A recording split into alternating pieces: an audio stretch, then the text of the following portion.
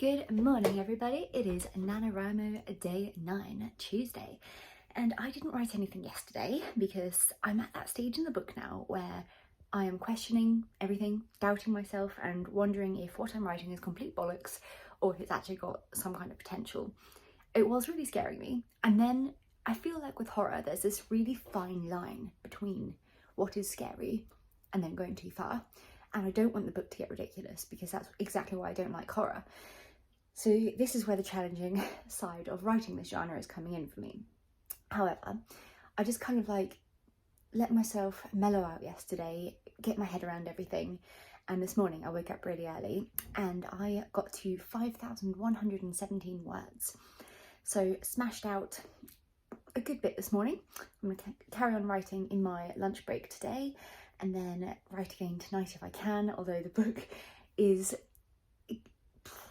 yeah, basically what's happened now is the planchette is counted down 5, 4, 3, 2, 1, and then the one guy flips the board and she's like, fuck this, let's get out of here. So they abandon the planchette goes flying in another direction. They put the board back onto the countertop and then they go and they have their showers and they get ready for the night. They're gonna order some Mexican food, and when they get back into the kitchen they see that the planchette is back on the board and is now on 0 from 1 to 0. So it's counted down and then they're like, what the fuck?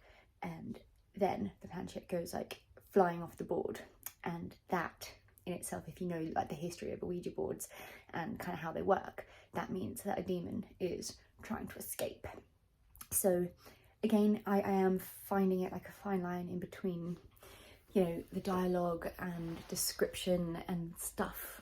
It's just not a genre I'm very comfortable with or that I'm very used to because I normally just DNF horrors myself. So I don't know if it's any good, but your girl's trying. But now I gotta shove on this polka dot dress and get to work.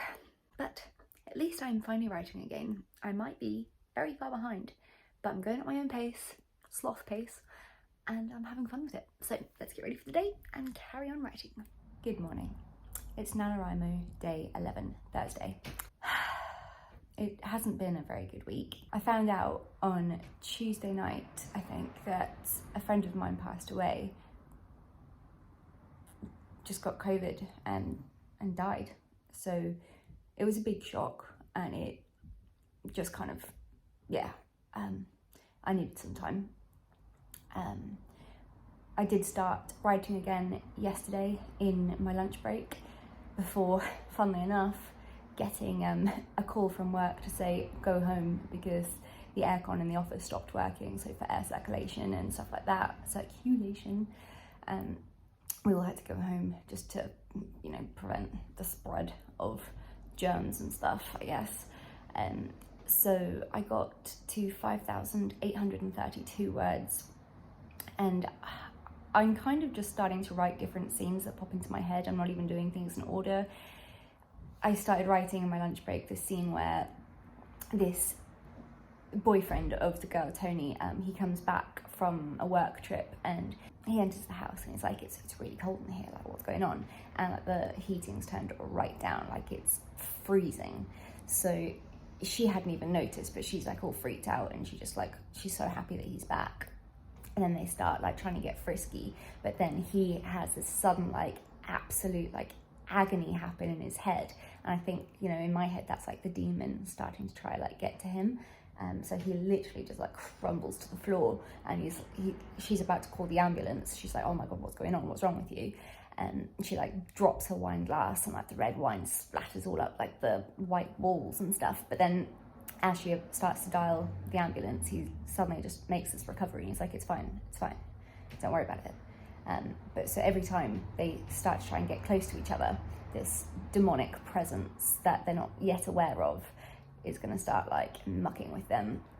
So that's what I wrote yesterday. Yeah, it's really difficult to write when things like your friends pass away suddenly and unexpectedly. I just needed some time. I am so far behind with Nanowrimo now.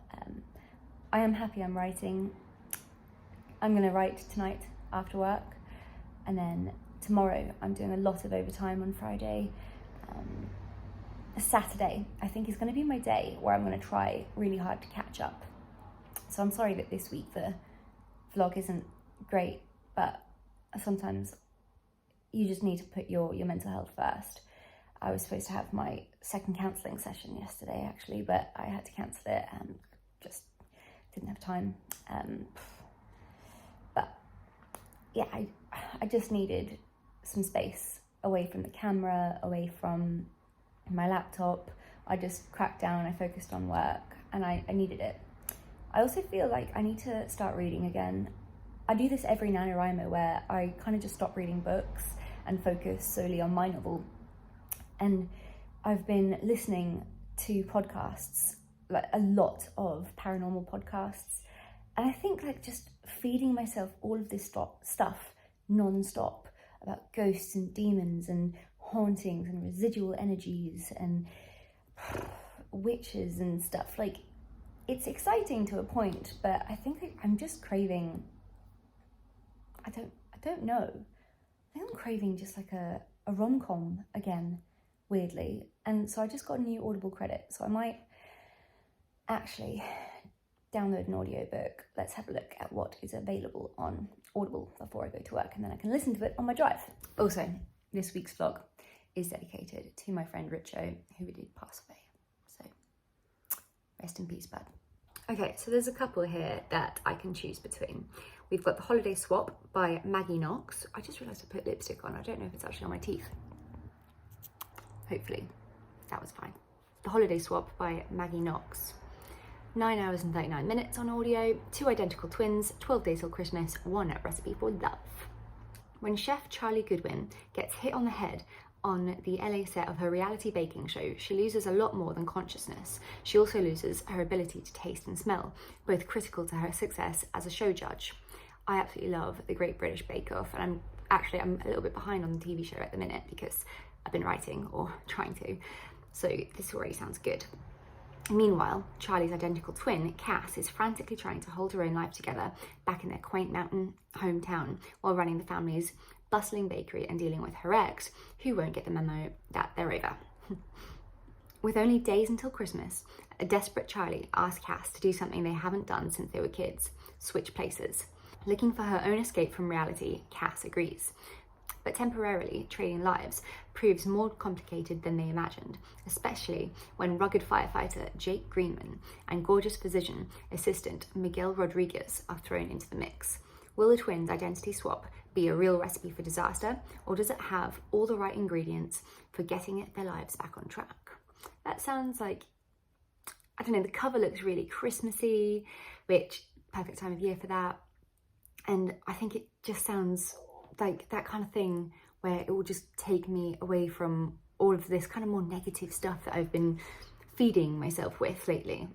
Then we've got 8 Perfect Hours by Leah Louis? I don't know. Well, this one doesn't have much of a premise on Audible. The publisher's summary: what if he fell in love and then he disappeared? Yeah, what if?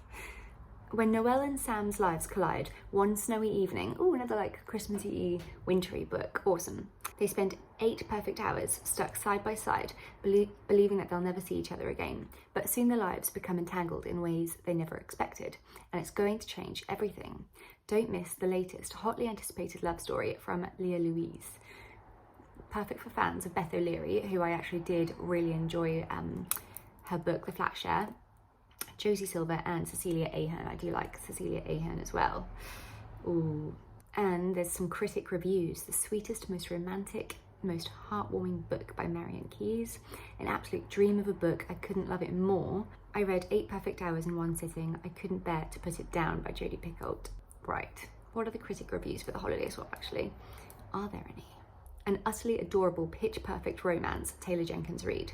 I mean, The Holiday Swap sounds really, really good, but 8 Perfect Hours also sounds really good, and it's got more, I don't know, it's just got that like oomph to it.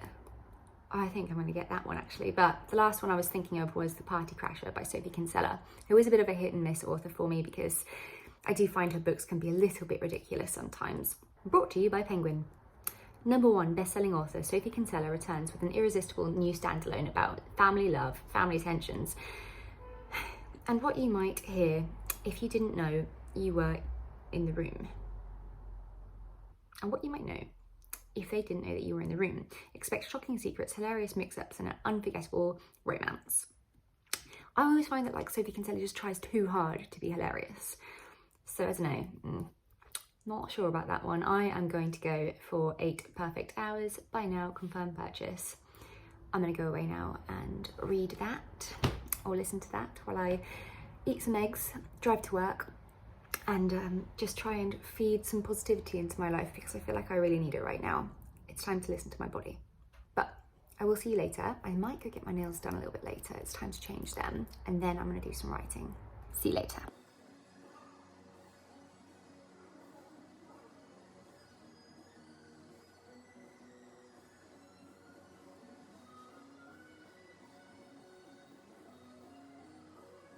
It is November the 12th, Friday. Cheers. I'm just off out, but I thought I'd quickly update you because I did quite a bit of writing on my lunch break today. I quite like the fact that I'm bound to just an hour to smash out what I can. And I think I got to just over like 7,100 words. So I'm still really far behind, but I'm enjoying what I'm writing and it's all kind of coming together. I'm really getting to know my characters now. It's just a lot of fun. I still maintain what I think that if I had gone for the other story, which is, you know, my normal kind of thriller read or continue with my rom-com, that I would be smashing the words out a lot quicker. But I'm enjoying the challenge of something new with the horror genre and just getting out of my comfort zone. I am also listening to 8 Perfect Hours by Leah Louise or whatever her name is, and I'm enjoying it. It's weird, it's different, it's got a bit of like a love triangle situation going on, but it's nice to get my head out of the thriller, horror, paranormal kind of stuff that I'm just feeding my soul right now. So that's nice. Tomorrow, I think I'm gonna have a whole day to just relax by myself. So I'm hoping the weather will be nice enough that I can finally go for a run again, listen to the audiobook, clear my head, do some stretches, wash my greasy hair, and then I am going to write all day tomorrow. So that is going to be exciting. This is where the writing vlog, Nanowrimo or the tube vlog really hits it off in week 2. So I think if I really, really tried, I could still catch up. I'm going to try my best tomorrow to catch up with NaNoWriMo, but God knows how far behind I am at the moment. Anyway, time to go out. I will see you tomorrow. Probably looking a lot worse than this. Bye. I am so hungover. I'm actually dying. I need all the coffee in the world today.